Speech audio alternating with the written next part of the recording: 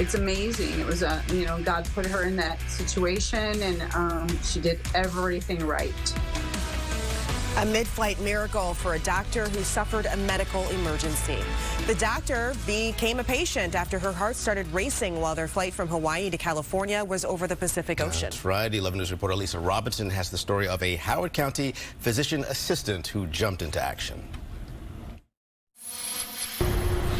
That emergency worker is an ER physician's assistant at MedStar Franklin Square Medical Center. This all started about an hour into the flight. 61-year-old Dr. Jacqueline Lacera is describing her flight home from her honeymoon in Hawaii. About an hour in, she got really sick. So I became really nauseous, and thankfully I was very close to the restroom. And so I ran to the restroom and I started, vomiting, and I became very, very sweaty, very diaphoretic. And then I started to have very bad chest pain. Emily Haley was also returning from the Big Island with her family after a vacation. We're just getting settled, about to go to sleep for an overnight flight, and there was a call overhead for some help, for medical assistance. Haley answered the call, first checking her vital signs. Haley figured out pretty quickly that Lacera was having some type of arrhythmia. And once we had her blood pressure cuff attached, I saw that she was hypotensive.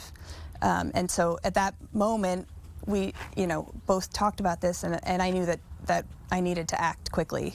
Haley learned Lacera was a doctor, and they began working together. Haley gave Lacera fluids, oxygen, and laid her down.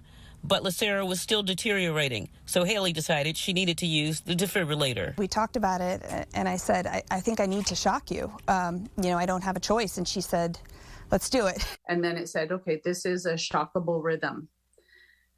And that was a decision that had to be made at that minute, at that second. And I just looked at her, and she looked at me, and she was like, okay, it says it's shockable.